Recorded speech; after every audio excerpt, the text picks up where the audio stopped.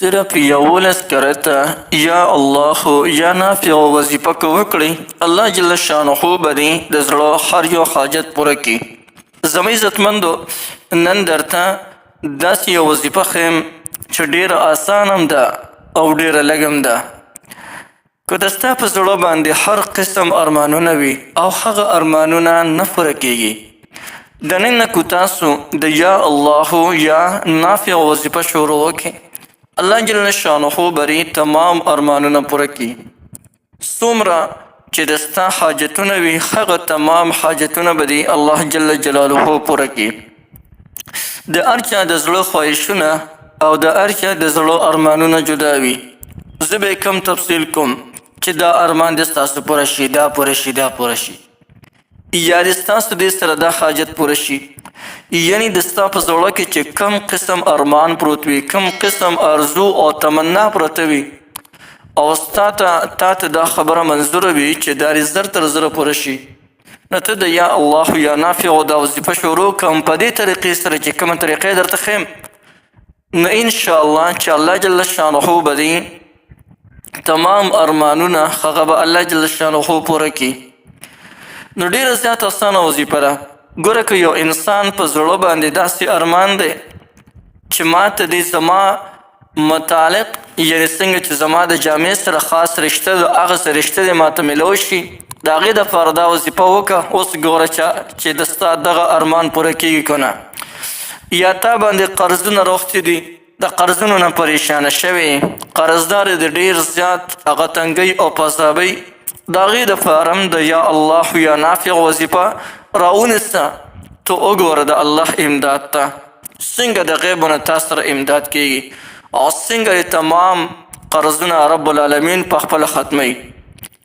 یا د ستا کاروبار نشته، د کاروبار د لاسه پریشانه یې، دې د وجې نه آمدني کور ته یا خو راځي نه او یا که راځي نو لږه راځي، وافر مقدار کې هر یو کس ته بیا روزي هم نه رسي. نو چې کله کاروبار نه وي نو د ستا به روزي لنډه تنګه وي. د دې وظیفې سره به یو پیدا دا وشي چې کاروبار به هم درته رب العالمین درکړي او روزي به دې هم رب العالمین فراخه کړي. یا د ستا مخې ته څه رکاوټ او بندش دی، د هغه بندش د ختمولو دپاره که دا یا الله یا نافع وظیفه راونیسې نو الله جل شانه به دې هغه بندش، هغه رکاوټ او اړخ هم ختم کړي. دین علاوه د ټولو حاجتونو چې څومره جایز حاجتونه جایز مرادونه نو د هر مقصد او د هر مراد د هر حاجت د پوره کولو دپاره یو ډېر لوی اثر رب العالمین په دې وظیفې کې ښودی دی.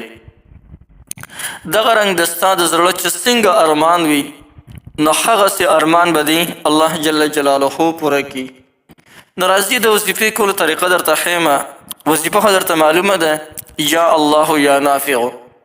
طریقه دا ده چې د هر فرض مانځونه پس به 11 کرته درود پاک پر رسول الله صلی الله علیه وسلم مبارک وایي او بیا به 11 کرته یا الله یا نافع وظیفه وکړي. شروع به داسې کوئ: بسم الله الرحمن الرحیم، اللهم یا الله یا نافع، یا الله یا نافع. کله 11 کرته پوره شي په آخر کې جل جلاله او بیا د دې وظیفې نه پس هم 11 کرته پر رسول الله صلی الله علیه وسلم مبارک باندې درود شریف ولوله او د خپل حاجت دپاره لاس پورته که، خپل حاجت ته وغواړه. کم حاجت دی نو د هغې حاجت نوم واخله او الله جل شانه ته په زارۍ سره سوال وکړه: یا الله زما دغه حاجت دې دا پوره کړه، یا الله زما د زړه چې کم ارمان دی دا پلانکي ارمان مې دی دا ارمان راله پوره کړه یا الله. یا زما مخې ته دغه رکاوټ دی، دغه مشکل دی، دغه مشکل زما نه لر کړي، دغه رکاوټ زما نه لر کړي. د هر 5 واړه وخت لمونځ نه پس تاسو دا وظیفه بلکل همدغسې کوئ چې څنګه طریقه مې درته وښوله او بلکل پابندۍ سره کوئ. د دې نه علاوه چې د ستا په خولې باندې هر وخت یا الله یا نافع وظیفه شروع وي، دا 11 کرته چې دا به د هر منځ نه پس وي. دین علاوه بے تعداده یعنی چې هر وخت د ستا په خولې باندې شروع وي یا الله یا نافع یا الله یا نافع چې دا وظیفه ډېره کوي. یو خبر یاد ساتئ چې کله هم دا وظیفه کوئ نو خپل حاجت د زړه ارمان هغه ځان سره ذهن کې حاضر ساتئ او بیا دا وظیفه کوئ او کامله بروسه په الله باندې وکړئ.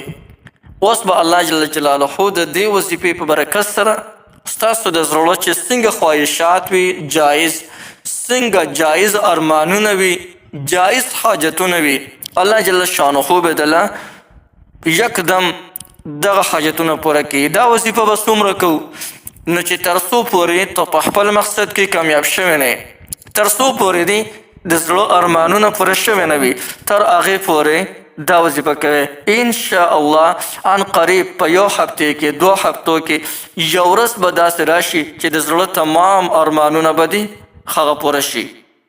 لیکن اخلاص پکې شرط دی چې څونه په اخلاص سره کې هغه نه دا وظیفه زیات اثر کوي.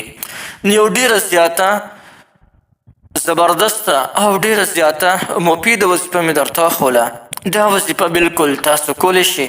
د دې وظیفې تاسو ټولو ته مکمل اجازه شته. د دې وظیفې نه هر څوک مکمل پیدا اخیستی شي.